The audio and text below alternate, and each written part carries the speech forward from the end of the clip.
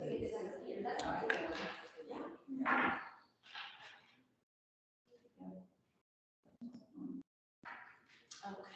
the recording has started. Are we all squared away?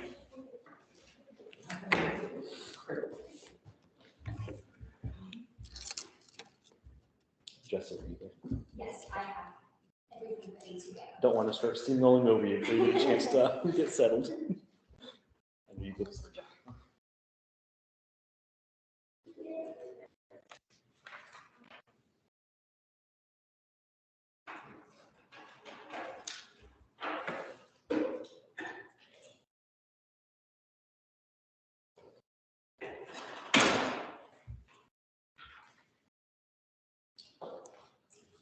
All right, I'll call the meeting to order tonight at 7 o'clock. We have a quorum present of all members present. Going down the list, we'll begin as always with citizen comment. Are there any comments from the public? Hearing none, we'll move on to consent items.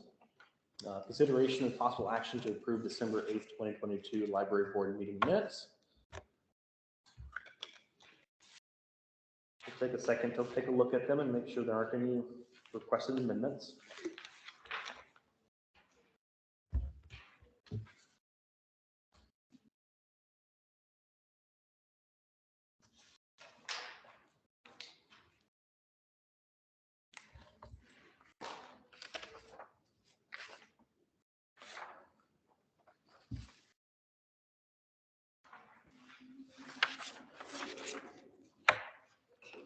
Are there any requested amendments to the minutes? Hearing none, is there a motion to approve? Second? Okay.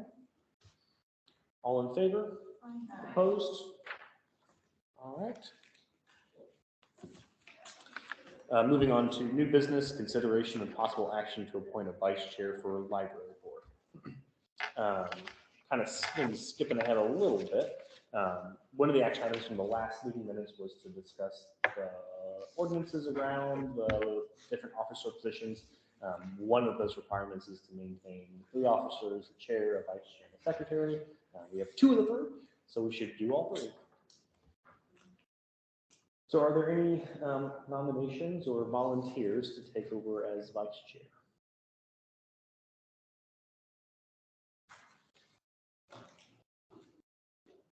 Hearing none, I'll volunteer Mary. You put together a lot of very good notes for these action items tonight, and I think that's a good quality that we should have in a leadership position.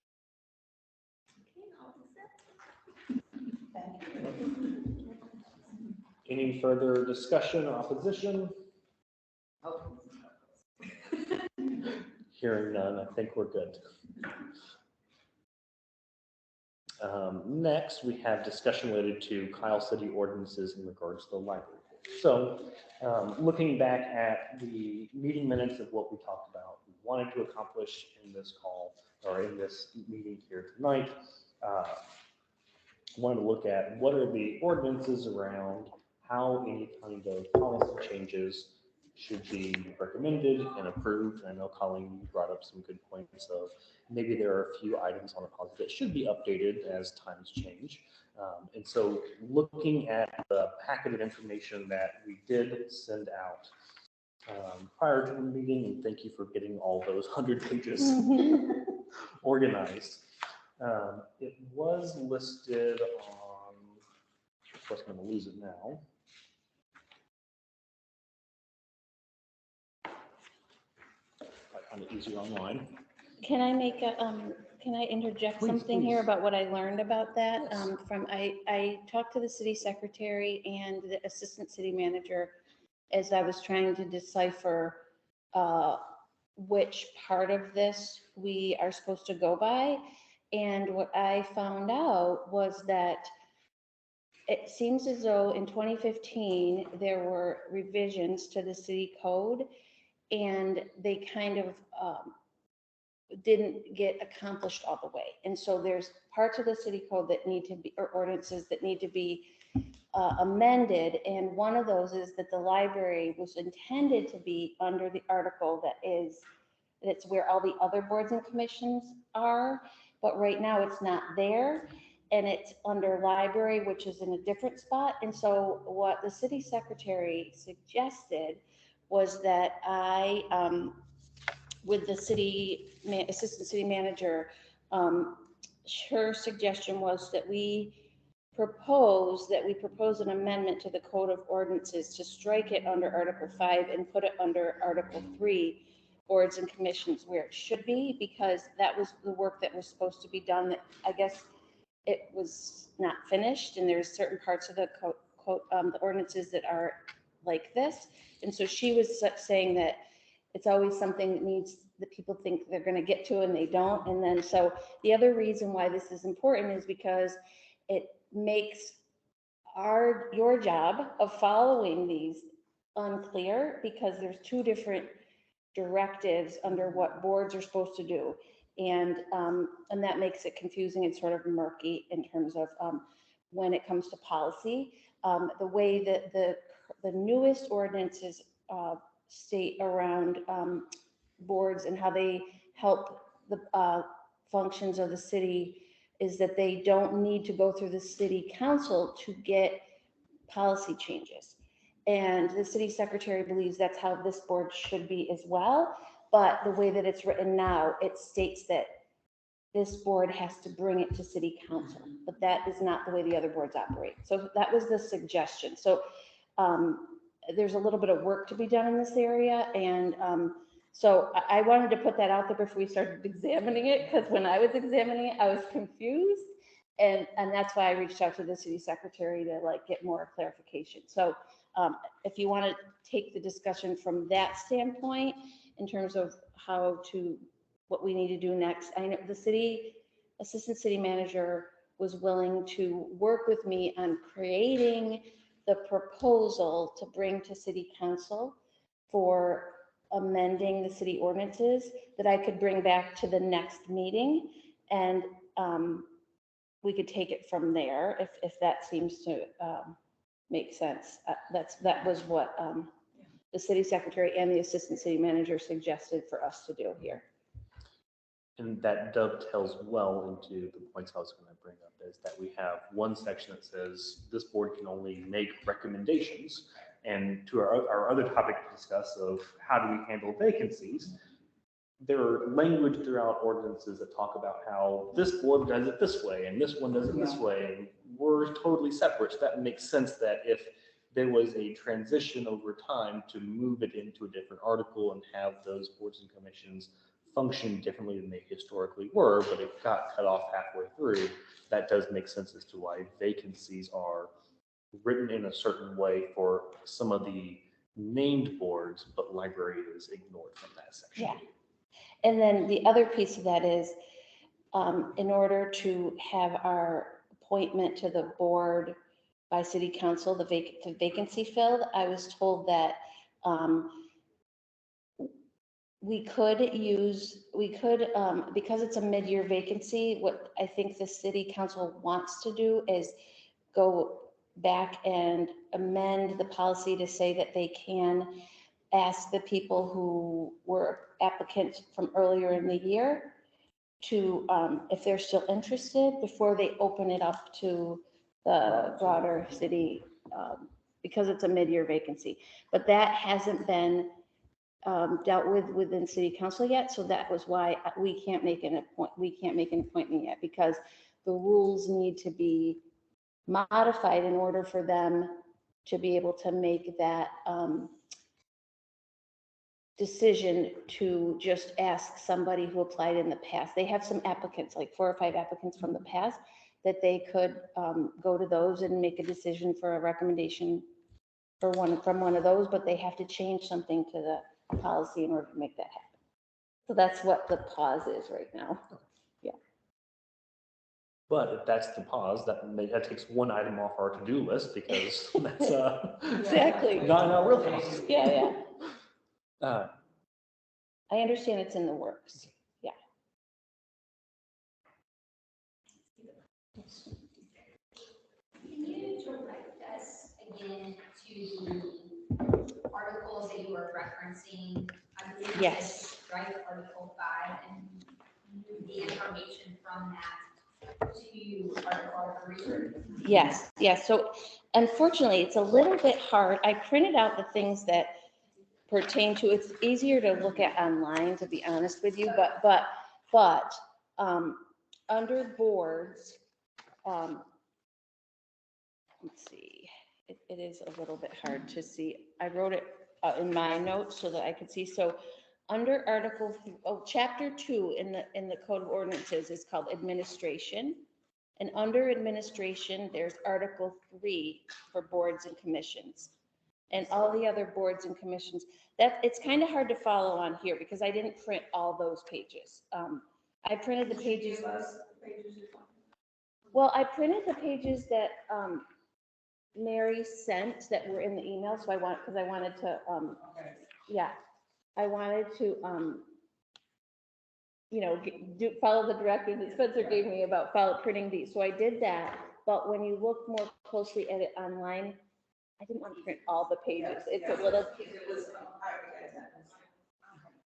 Once I figured it out, I was like, oh, I'm not printing all those pages because. Yeah. So it's Article 3, no, I'm sorry, Article 3 under Chapter 2 in administration is where we would like it to be, where the city secretary says it makes the most sense for it to be.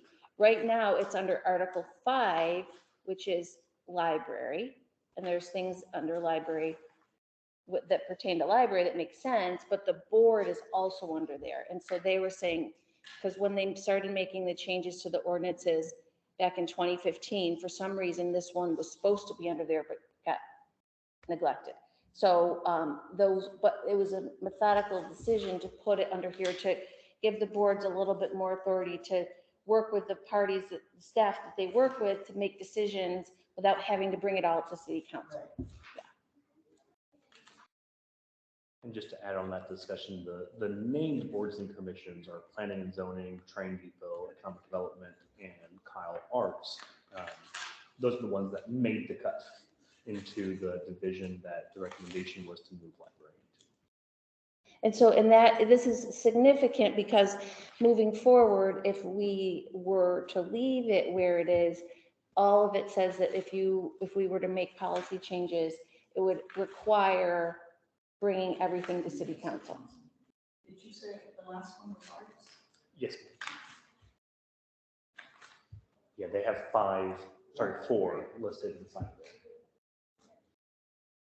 And you would work with the city secretary. And the assistant city manager, yeah, to draft that, and legal, and the city attorney, yes. Apparently, this is not, just to make everyone feel better, this is not one of the only thing that needs No. tweaking in the city ordinances. The art commission just got, when was it? Less than a year ago. Yes. Yeah. It was that and the new future library was up there, but commission was fast. So, Well, it sounds like there is momentum and that it's beyond just this board. And that taking those steps of saying there is support, assuming there's support among this board, help push in that direction. That way there's a consolidation of ordinances and requirements and that there's a process, especially because any changes that we might want to recommend, there's an extra process step as it currently exists, which regardless would be city council's determination. They can make that call one way or the other, but at least that can be moved forward if it was actually a mistake that it didn't make the cut in the past. In your previous point that the boards and commissions committees section has tons of information about vacancy resistant process. A lot of the questions that we had about process, because they're in the library code, or just don't exist. Not even what it's called a board of provide answers. And the city secretary would love it if we, I mean, because there are areas in the code that she's, really good at the code and the legality of it. And this is something she's been wanting to fix. And the momentum to get it fixed is like, yes, I will help you. This will be wonderful. Because it really is something that needs to be. And so is there any concern from anybody of pushing in that direction? No, I think consistency is a good thing. And so I don't know if there's an action item here, but I guess Colleen, there's at least a sense of the board that that's the right direction to go in. And whatever support you need to help coordinate that with the city, you can certainly help. Okay. I will bring the proposed changes to the next meeting. I have a quick question. I may not remember correctly, but I think one of the tasks of the Director of Communications was develop training, and I think training also included Board of Advisors. So the consistency would fit in with whatever training she's doing, but if time permits, maybe you could verify that you're actually going to do that type of training. This was something that was brought up a while ago, and I don't remember the details. Okay, so according to the Library Advisory Board State Policy Handbook, it is my duty to provide everyone with training for the library advisory your role. So that I do have resources that I can share. The American Library Association has an arm of their organization that is specifically for boards that has a lot of resources, and I can share. I guess I would like to know what would work best for all of you in that regard, because like everything nowadays online, there are vast amounts of resources. And so I would not want to just inundate you with, watch this webinar, watch this, because there's a lot, there's a wealth of resources. So I think if the board could establish what particular aspect that you'd like training in, or I could maybe in another meeting share the website and the resources, and you could say what aspect you'd like training in. Because I mean, to be honest with you, my previous board, I sent that stuff, and I don't know if anyone used it. So, and I'm not to. It's just when it's like what they say, using the internet is like trying to take a sip of water out of a fire hydrant. You know what I mean? It's like, so I guess I would prefer to just. Maybe next time I could share those resources or create a list of them, and then you could say, this would be helpful or this wouldn't be helpful, or because I mean, the reality is that everyone is coming at this with a different amount of expertise and knowledge of their own. And so, I mean, I almost feel like it could be something that people could, make it, I can't think of the word, like, make it their own, you know what I mean? Like, for example, Jessica has a degree in library science, so I'm sure she's not going to need the same certain training that someone else might need, you know what I mean? So I think that's the part that's a little bit tricky about the training. So how does that sound? If I shared it with you as a list or as something that was sort of like what would be helpful, instead of just spamming you with like all these resources, I guess is what I really wonder about. No, that sounds great. I was looking at just consistency because in a board, for example, some have board of directors, their governing board, or board of advisors. So Right. if they get all the language and move into consistency, it would be something very basic, like what does the board of advisors do and not do? Things that, we're going over policy. Yeah, and that was something that we That kind of shared thing. in the, I was looking at. in this handbook, that we talked about last time, like the specific things, what boards do, what they don't do, like that kind of is all in this. I think I shared it at the last meeting, and this is really helpful in that regard. Yeah. Something similar thoughts too. I didn't know if you had anything else to add. So putting the documents, one of the things that at least for me, a lot of this is the first board that I have volunteered to sit in. And so I figured if nothing else to bring everyone up to par where we need to be, is there maybe a session that doesn't need to, along with what you're saying, but to hit certain information, like for instance, what's the difference between the handbook versus the policy, the specific public library policies and procedures, right? Because it seems to me that this Public Library Advisory Board is a document that was put together across the board for libraries, but doesn't necessarily, it's not something that would affect this library 100%, right? Absolutely, yeah. And so then it's almost like you need to start with what trumps what. So the code is what trumps everything, and then what's underneath the code is underneath the code, the ordinance, and then underneath the ordinance, would it be the procedure? And then is the handbook a resource? So I think if we did it in that level, then at least everyone would know where do you go to, because then in order to work on the ordinance, it just seems to me that we would have to look at all of those documents and are we consistent throughout? Because if this is a resource that was put together by Texas State Library, I don't know that we have the ability to amend, right? No, Where I would believe that we have the ability to amend this, and then that's where the terms become very important, because when we're talking about a policy or procedure, what is it that we're trying to modify so that everything makes more sense? And I think it would help the board then in making those decisions, or maybe not decisions, but recommendations. Because what I was thinking, and I'm so old school, I'm still all paper. No, I love it. Is that, because I think part of our responsibility, hopefully we not need a new director, but should we need a new director, is that we're supposed to have a plan for succession planning, right?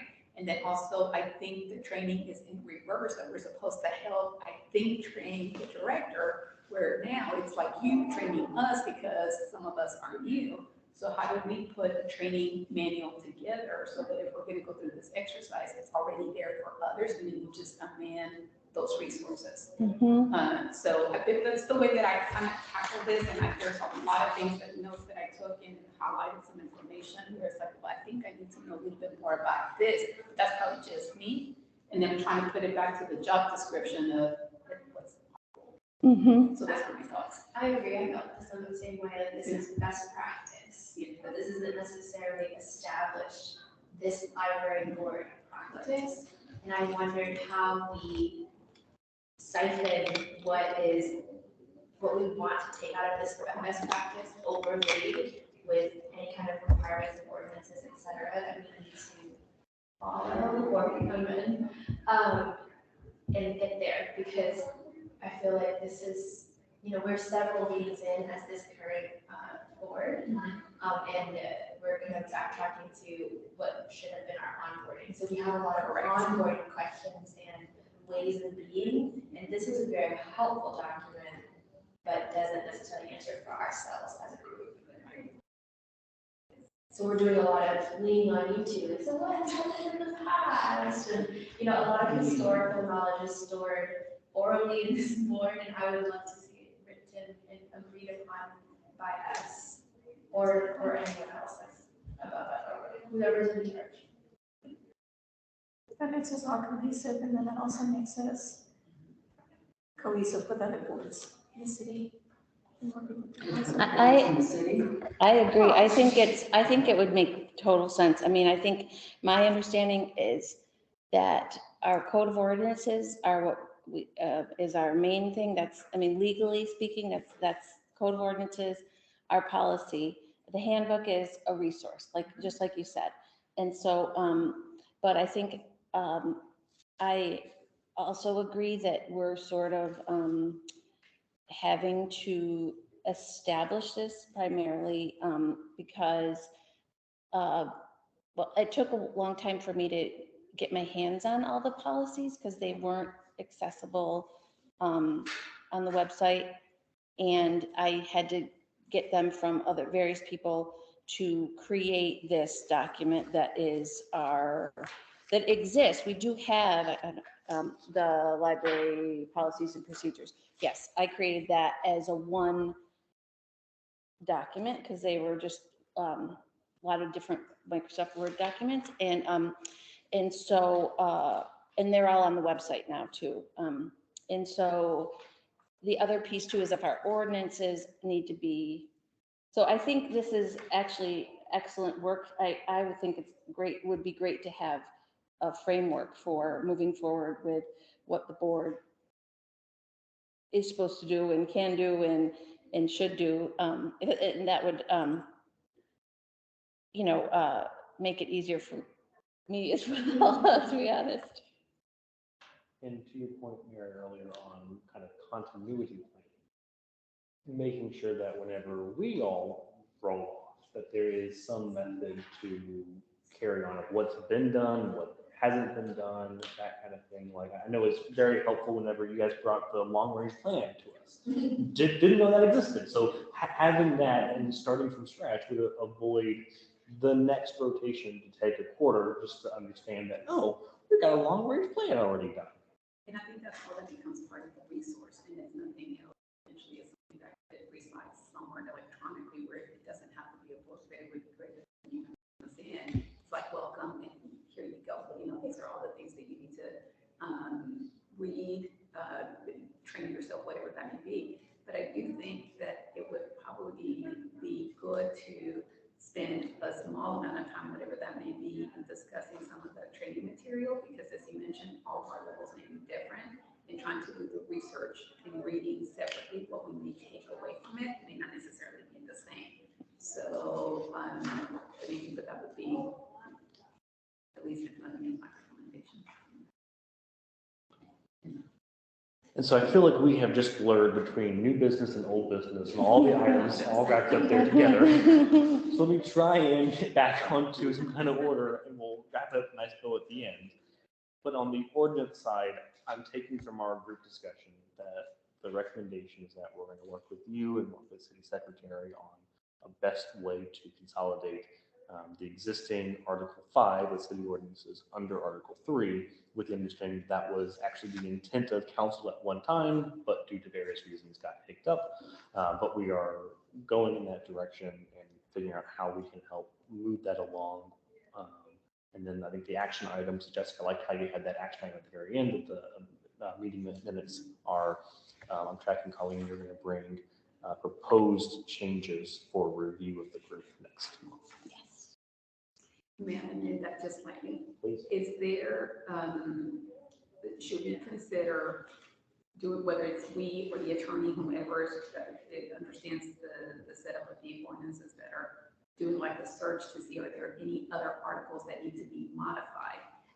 Because if you're just moving this from one article to the other, is that sufficient, or is there something else that we may not be aware of that may necessitate that change? Because if so, might as well tackle all of that all at the same time. All having to do with library. Specifically, yes, correct. I mean, there may be nothing, it may just be those two, but if we're gonna go through this exercise, I would think it may not be that hard to do like a search.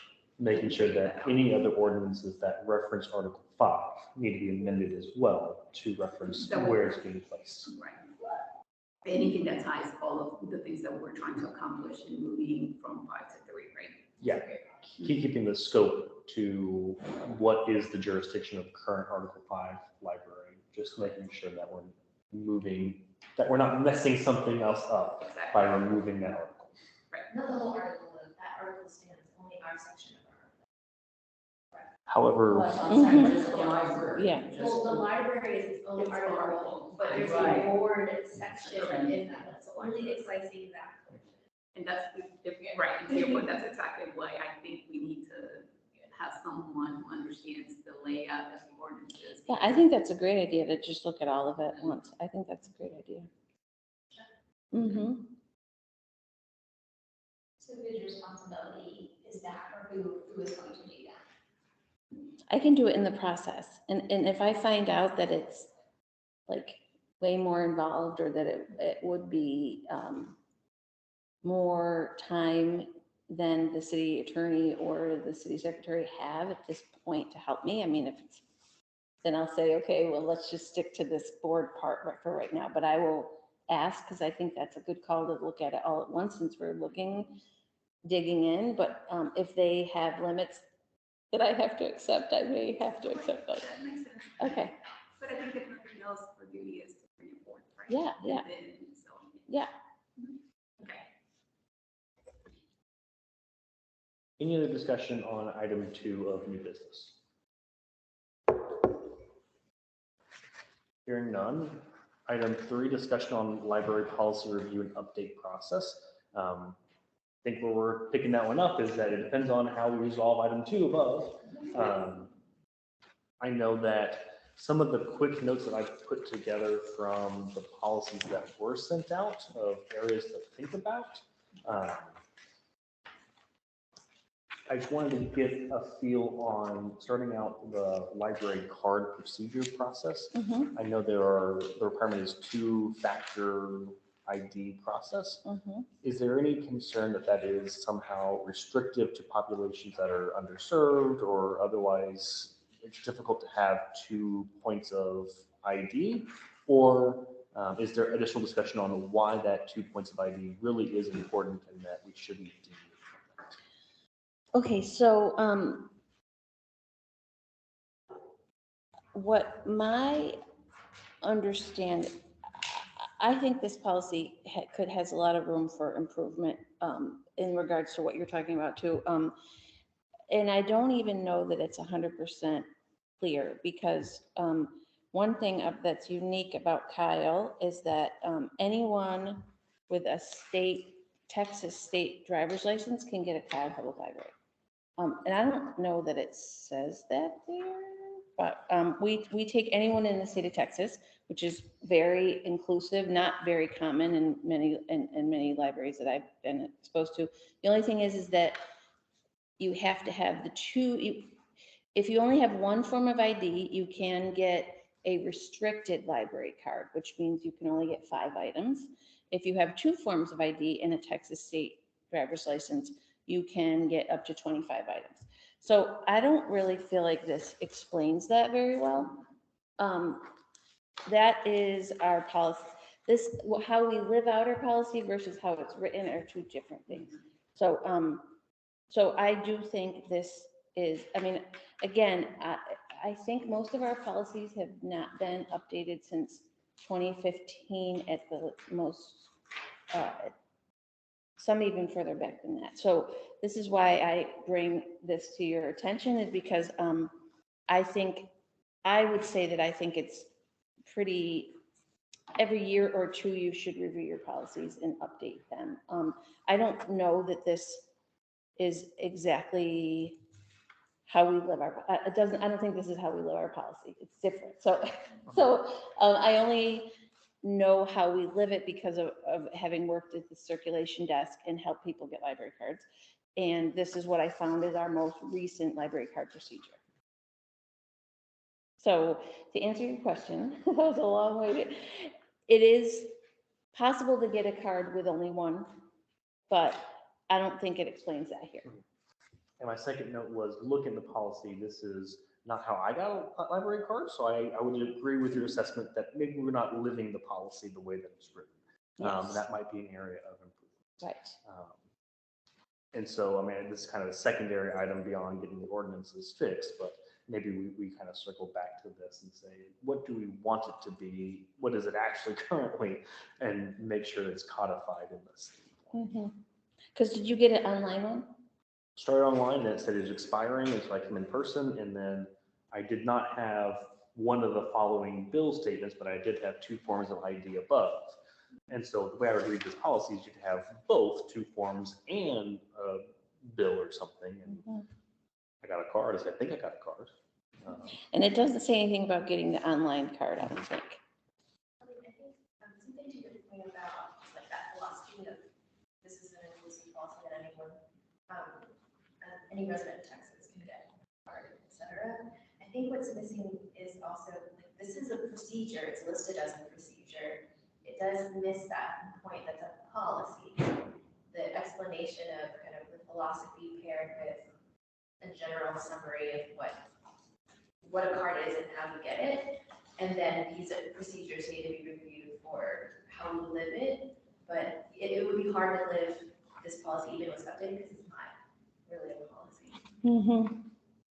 Like, so like what happens if people don't have it? Like that explanation of that restricted card would be a part of a section. Mm-hmm. Mm-hmm. And so I feel like there's a lot of room for improvement in almost all of these. So this is why I'm bringing it to you. But I don't have the jurisdiction to modify it without coming to you all. So this is basically me sharing what is currently on, and it wasn't for public view either. Now it is, but so anyway, that's just so you know, I would love help, and we can talk about how to tackle different parts and stuff like that. But yeah, just FYI, I would love to modify it, but I'm not. It's been short of like combing through it and figuring out. Is there a preferred way that we'd like to kind of tackle this in partnership with you? Knowing that this is quite a lot of bandwidth. And I think that it would probably behoove us to, I mean, I guess this could come through Colleen, but understanding the perspective of the library staff who have been living this for years now, I think is really important before we are making, suggestions or changes to how that kind of lived experience. Right. People who are doing this every day. Right. I agree 100%. My personal recommendation, I think it would be awesome for this to be like make a goal of having this be something we work on for X particular many months and just tackle a section at a time. And then I could do my homework of, there's certain parts that I think I would most definitely get staff input on, and then there's other parts that I would just completely rely on, the expertise in the profession or the legality of certain parts. I will say that, like, for example, I did take one liberty and add an ADA statement. We didn't have that at all in our policy, and I know we follow that, so I just did add that because we have many things in our library that I know we follow. I mean, we're by law, but there just wasn't a verbiage that I could find anywhere. So I used one the ALA has that I included. So I do think that probably our collection development policy would be the thing that I would want to address first, just to make sure that if we were to have a book challenge, that we legally would be protected, because that is sort of the most pressing type of concern in the library community right now. So is your ask for us to do a comprehensive review of the document front to back, or is it just I wouldn't say cursory review, but a review of what are the things that we want to change? And the reason I ask is because of the comment that you made about online and also sitting with the staff, which obviously the staff, they're going to be the ones that would know all of this. But if you're doing the change to the policy procedure, I would think that once again, you start with the ordinance, right? What all things does the code ordinances state that the library should be doing that are not even listed in, assuming that there's something that's not listed here, right? That would also give the opportunity perhaps of going through the resource document, the handbook, going through it, also of what should maybe perhaps be in a policy procedure that may pertain to this specific library, right? That may be missing. And as you're going through that, what are the forms, documents, whatever that is associated with every section that's included online, so that if you're going to go through this process and make changes, you're making the changes across the board. So whatever is on paper, whatever staff may have that they're working off of, and whatever those resources are tied to that are online, we're fixing everything, addressing everything at the same time. and not for one person to take that on. I think that would be too much. I think you almost split it. I think you're asking how would you address it? You know, the one board member takes page 1 or section 1, section 2. And I wonder if that would give us the opportunity to work with staff ourselves too, to kind of learn and that to be part of our training as well, to understand the inner workings of library. So that's good thought. Mhm. I know it sounds like a lot of work. It is a lot of work. Yeah. Group, because you That's can't right. have, you can't have the opinion or of one person or the ideas of one person. It has to kind of mesh to where it'll be right. Well, you still have to bring it, so. Right, yeah, right. Absolutely. So it would be, if you're working in a team, and you say collection development policy. Mhm. And if Yeah, you and I do focus on that think- and Looking at everything. And I do think that, and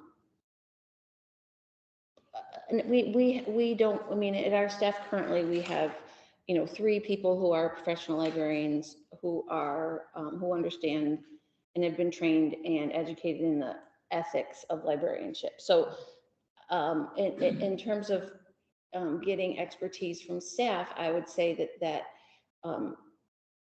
policies, aren't necessarily under many of our staff's domain.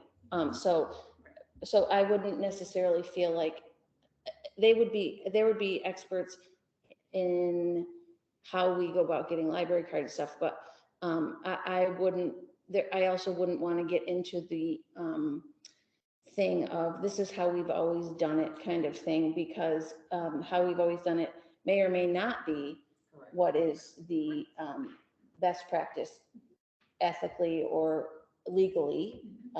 So I would say using staff as our guide for policies should be limited in the. Right, I would agree that I think it's more resource of what are all the things that are associated with this section. Right. So that it can be documented or appropriately revised. Mhm. Yeah, that would.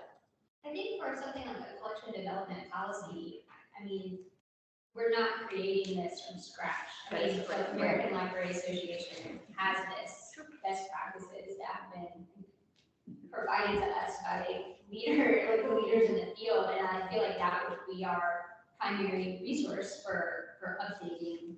I mean, that would be what I would assume would be a starting point of first deferring, to whether you would agree with that. Yeah, absolutely, 100%, yes, Yeah, yeah. so I mean, it's not like we have to come up with this, But that's what what it it is, yeah. But that's the policy, right? And so then you get into the procedure, that the procedure is more like the specific on how you're gonna carry out the policy, which is what you were referring to, that Here, the this one. keep at the library, right? Mhm. And I think the staff, and I hear what you're saying, the ones that do have the credentials and the ones that are here every day, in the midst of all the everyday practice, they can give us feedback of that everyday practice that will fit or fall into whatever area or section. And we can take that into consideration. And it could be, well, we've done it like this for years. Well, we cut the ham because it doesn't fit with the pot. That'll. And part of it too is I haven't been here very long either, so, I know that it's a different lived thing than the policy that I found on the books, because I asked them to train me on how our circulation desk works, because I want to know every part of the library, so, so, and again, this is more like, just, unfortunately, because of the climate we're in right now, there are legal cases and legal suits being brought against libraries. And what I know for a fact is that the precedent and the legal precedent is staying with policy. And so if we don't have a policy that we can feel strong about, then we're vulnerable. And so that's where I'm like, I just would like us to be working on this as much as possible. And I can tell you like which parts I think need work and which parts I think are fine. Yeah. I think our collection development policy is pretty solid. I think there are a couple areas that could use work. I think our library card, interlibrary loan, those are areas that I feel like they just have evolved and may not completely accurately be representative of how we live it. And that's just not necessarily a bad thing. I think the way we're functioning in the library is really wonderful. I think our policies just need to be bridged to the day-to-day functioning as opposed to, I think our reconsideration for library materials is really good. I think I would like to see us look at our appropriate library use policy. This is more like behavior, like in the library, like what we accept and what we don't accept in terms of patrons' behavior. I'd like to see us look at that only because I want to make sure, back to Spencer's point, that we're as inclusive and as accepting of people in all different life circumstances. And I don't know how much this, and I also want to keep our staff safe, right? So I don't know how, if this is an area that can be improved. Also, unattended children policy, I'd like to look at that. Acceptable use of the internet and library, public use computers, I'd like to look at that too. The confidentiality and privacy, I'm pretty sure that's probably okay, but it would probably be worth looking at. The ADA, like I said, I just inserted it in there, but we could take a look at that. And then gifts and exhibit, I mean, those I think are pretty good, not needing too much work as well. So really just the library card part and the people, it's kind of the people part that I feel like we could use a little help looking at. There is this interesting overlap because in the code, there's a whole section about prohibited. Mhm. It's Yes. It's different, yeah. That's what I was saying, we have to start from the code, and make sure that whatever is in there, that you have those right words, because that would make it very difficult for someone to challenge. Mhm. And when you start having differences, you're opening the door for someone to challenge you.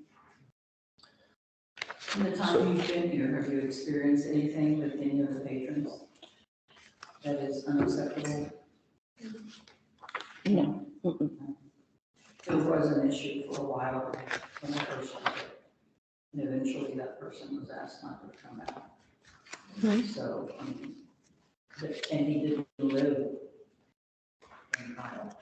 So that was that's why, it's not just a county card, or it's like the whole state, so. Well, I think the thing is that there's a difference between who can obtain a card and who can be present. Anyone can be present. I mean, that's a public library. That is just the way it goes, And so looking at the time, I know we're running a little short, but I do want to find a way to operationalize our next steps here. I'm tracking that the priority here is to get the ordinances where they're going to land, that city council determination, but until we know where that's landing, everything else kind of falls secondary. Next meeting, we're looking at a proposed draft of what we recommend to city on that change. Following that, I would propose that we start just picking whichever policy you think is most pertinent to amend first. Because regardless of if we have the authority to do it ourselves following ordinance change, or that never happens and we go to city council, we still got to have a draft of something to change. And that we just knock them one off the list at the time, knowing that you're a new director, giving you kind of the right policies and procedures, and making sure that what your staff is actually doing aligns with what you say that you're going to do. I think is probably the first foundation that it's hard to do anything else after that. Mm-hmm.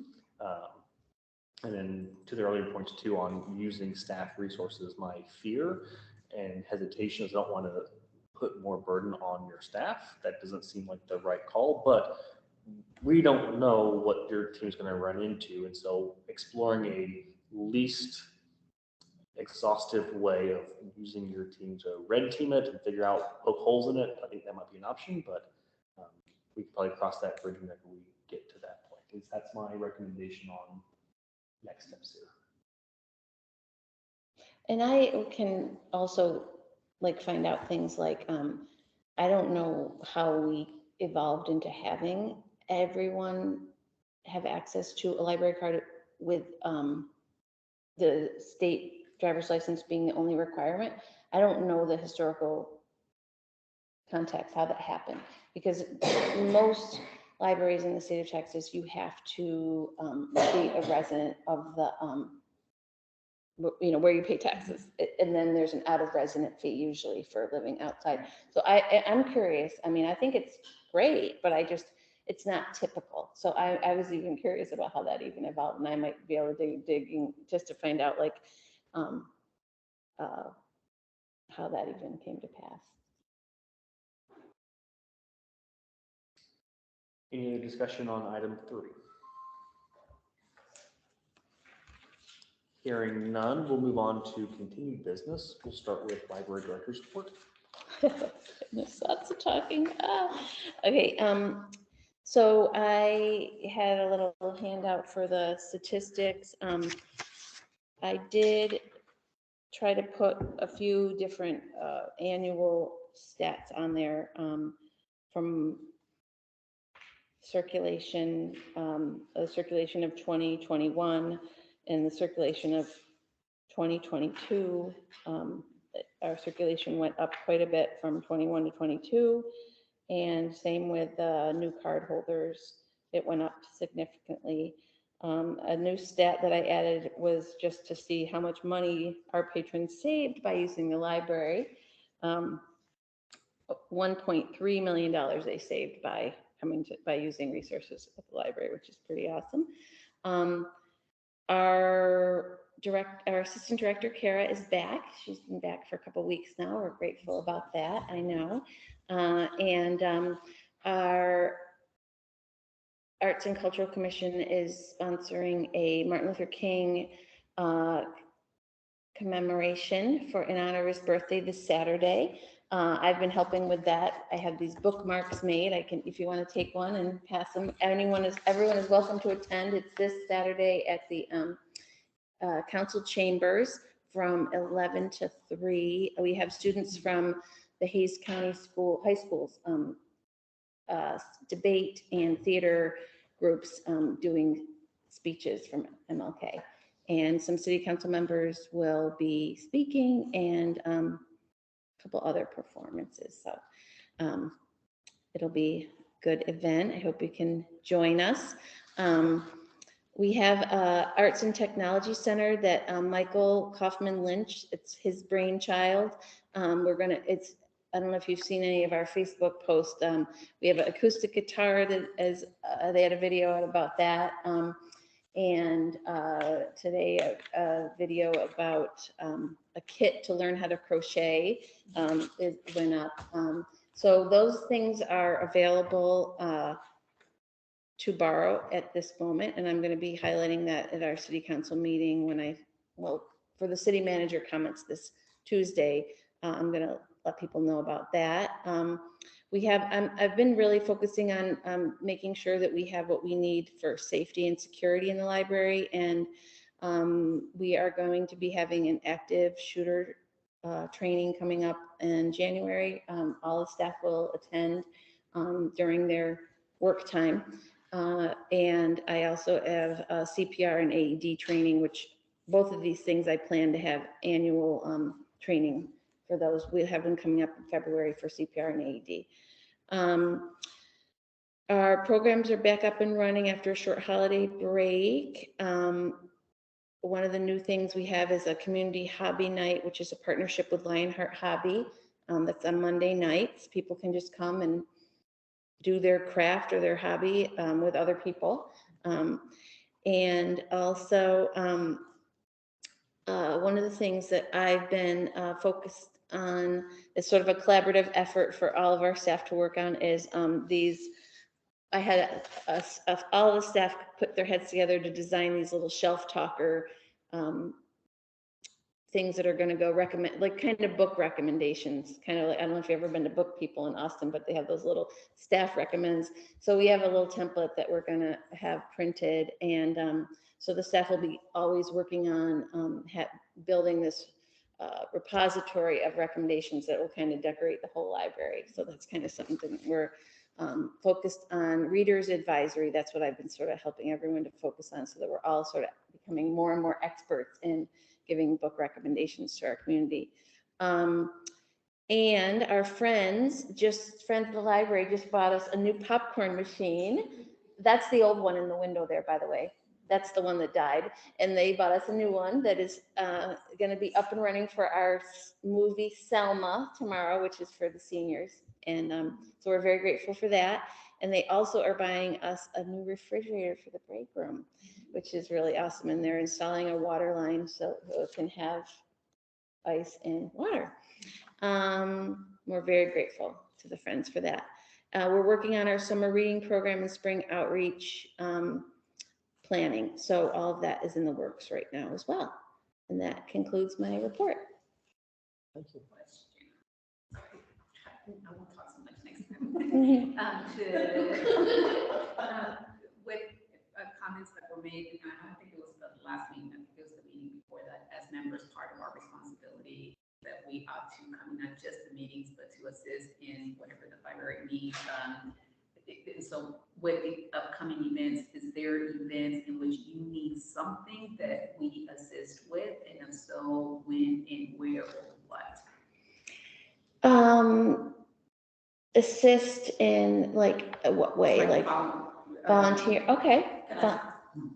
Sure. We kind of chose, and I mean, depending on our own schedules and stuff, and we would attend what we could. If I'm in town and there was something going on, I would drop in and there was a couple of times where we did actively participate in some of the things. We had a chili cook-off and we helped with that. We had. So it's nothing that's planned, it's just. No, and now if you want to, I mean, it would fit your, that would be something like, like Saturday with the Martin Luther King thing. You know, it would be good if some of us went.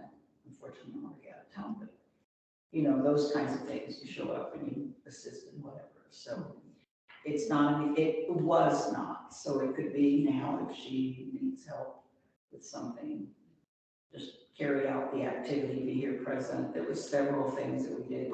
And I don't even remember why we had all those animals and birds and lizards and crocodiles or whatever we had.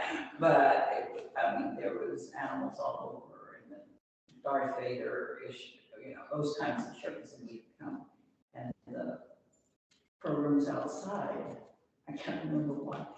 But anyway, we participated in whatever we could. Just to support. Yeah, and yeah, I think, I mean, if you would just sort of make yourself, if you don't already, you probably already do, just know what's going on. Or I'm trying to make the website, I've been working on the website to make it a little more up to date as much as our social media is. And so our calendar is up to date. So I can definitely let you know what the bigger events are and that where it would be nice to have representation. If that would be helpful, is that kind of what you're? I think it would be. I mean, and certainly I can appreciate that and understanding that not everyone's going to come in, right? But I think that we knew that at least in advance to where, you know, it will be in Kyle on that time, and I can sit an hour, 2 hours to the side to do that. I'm more personally very structured. And so like I sometimes need to be told that if I need to commit to 3 events or something, then I go on my calendar and I force myself to do that, right? And so that's Yeah. And I'll keep that in mind for sure about in terms of as we, I mean, I don't think it's necessary to like come to like a story time or anything like that, but like if we're having like a summer reading thing and it's like a big thing and there's publicity and all that kind of, like that kind of thing. Yeah, that would be great. I'll keep that in mind in my notes to say this would be helpful if you came. Yeah. I have one comment when we're talking about these kinds of things. Michael, who was on the board and was working with the astronomy club, in the middle of February, he's going to have surgery. He's going to be gone. He's going to be in quarantine for quite a long time. so he's out of the picture. The guidebook is done. I don't know when to or how to present it. Should I just email it to everybody? Should we make room next meeting to just have a look at it? But then also, I didn't know if Michael or if the library had purchased the correct telescope yet. And who would be the subject matter expert for showing how it works in a video? Because we had planned on videoing it, and that was before Michael became completely out of pocket in February. I think it'd be fine to put it on the agenda for next meeting. I would have to, I can check with Michael Kaufman Lynch because I know he was involved in, that's part of the Arts and Technology Lending Library. And I believe we were at a standstill for moving forward with getting the next telescope or something, because there was an email chain that I think kind of stopped. So I can follow up with Michael Kaufman Lynch and find out where that is. He is working on creating videos for the different parts, the lending things for the Arts and Technology Library. And I can check with him and find out. I'm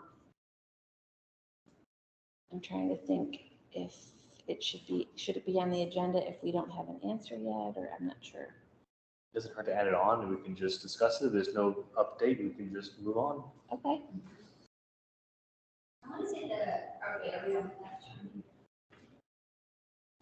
I want to say the social media stuff is super cool. Like I was watching the Crochet Kit video today, and it was just like awesome. I don't know who's doing that, but it's really exciting and so accessible, and it's really good.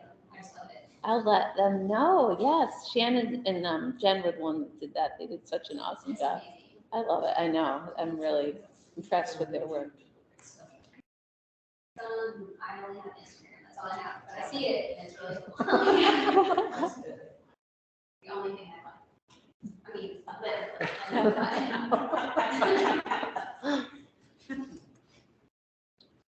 Any other questions on the director's report? Hearing none, we'll move on to Friends of the Kyle Public Library report. Hello, I'm Elizabeth Corey, and I'm from the Friends of the Library. And I think we mentioned it at the last meeting, but Susan Rena has joined the Friends, so, well, maybe, I guess we didn't.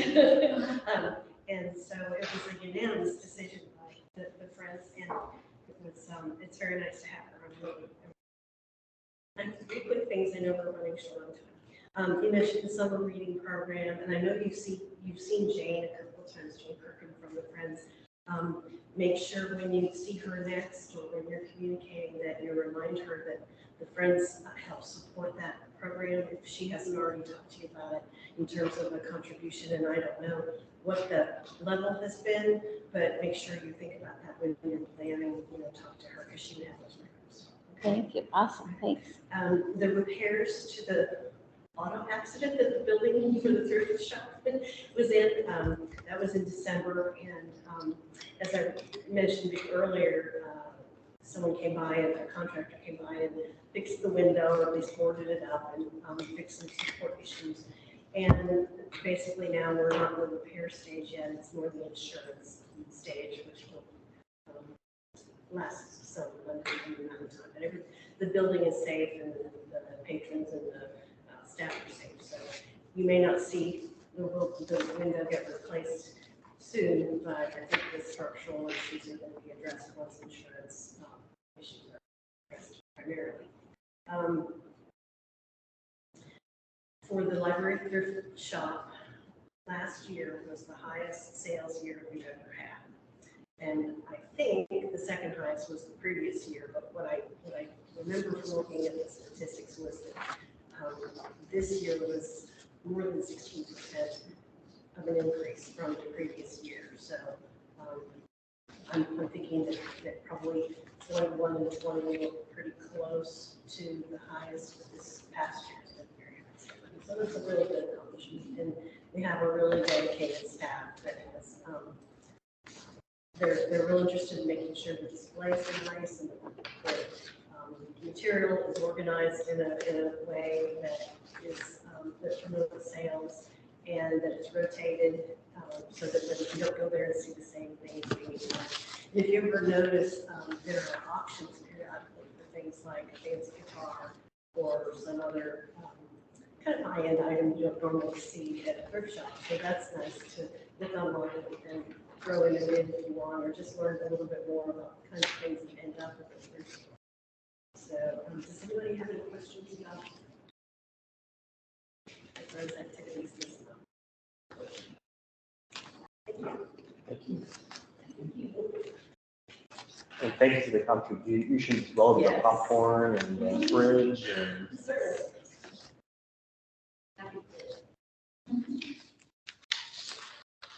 Moving on to item 3, continued discussion on Kyle Library long range plan. I know I had a few quick notes to kind of add on, but that might be something that we just wrap into a discussion on policy changes, seeing how we can better make sure that the policies are aligned with what those goals are. I know I added that to the agenda, but I feel like I'm beating a dead horse, so I kept going. Anybody else want to discuss anything there for the long range plan? Hearing none, moving on to Public Library Advisory Board Handbook, continued discussion. Any other discussion on that item as well?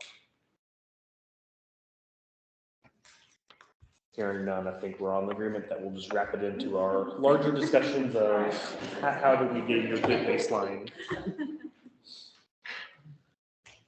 With that, that brings us down to the end of the agenda. Are there any items that need to be announced, informational items, anything along those lines?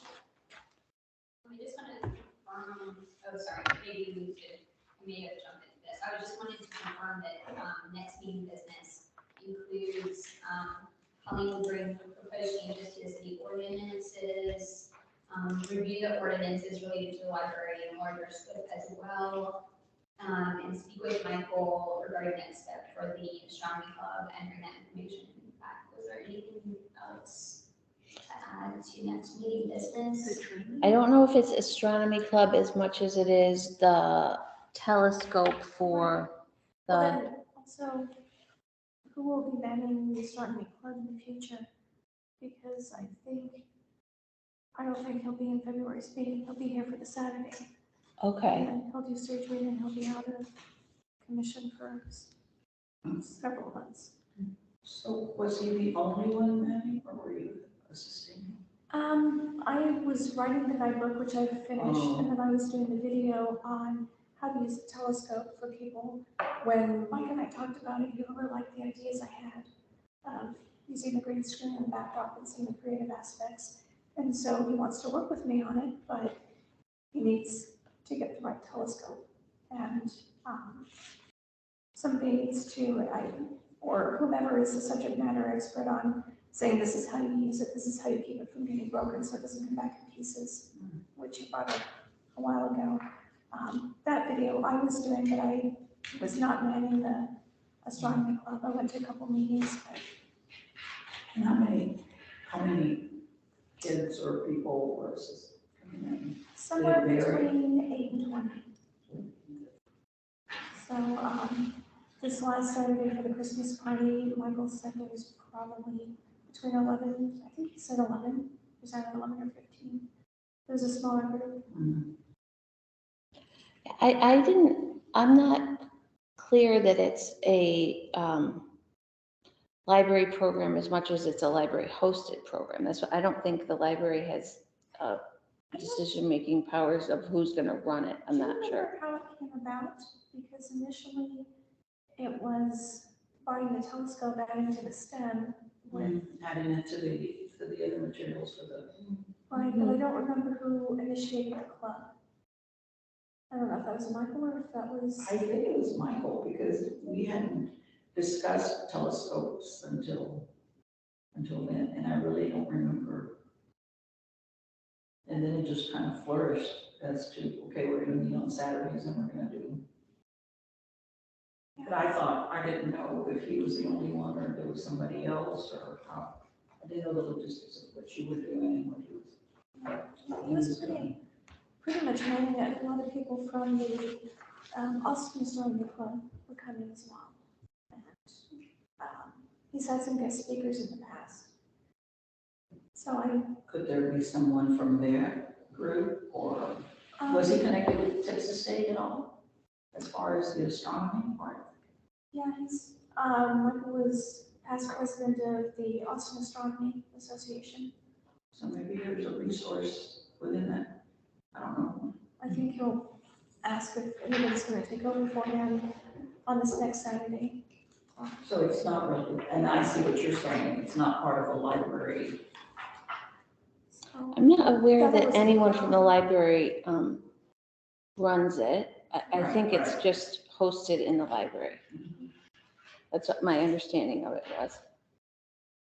But I can double check with Michael Kaufman Lynch because I am not aware of that.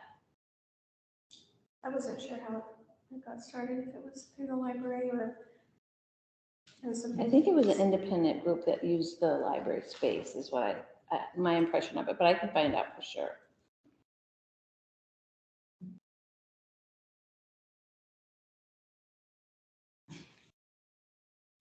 If there are no other announcements, Were we gonna add training at all to the next, but wasn't sure if that was to the next agenda or not. Yeah. were you going to send out just maybe the link to where the catalog is and we can peruse at our leisure and maybe add that as an item if we want to have a group training? Sure. I think the one thing, I think you have to become, like, set up an account with the ALA to get access to all the training. It doesn't cost any money or anything, but they have board resources. And so I think if I sent you the link, I think it would prompt you to set up an account with the ALA, which doesn't cost anything. You don't have to be a member. But I think that might be involved in it. So do you want me to send that to you before the meeting, or do you want me to, I'm not sure if.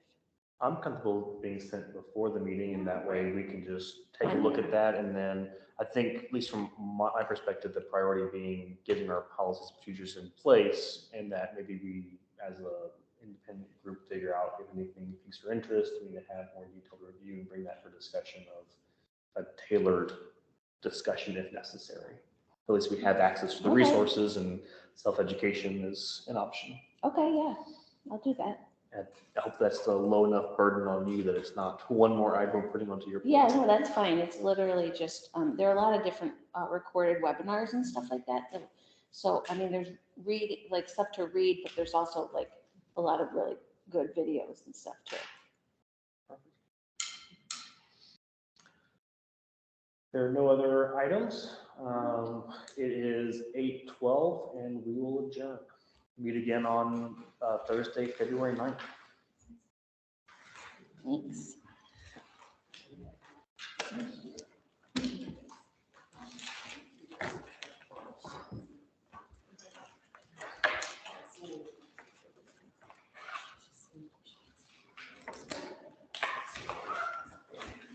Who watches these videos? I'm sure nobody does. Really?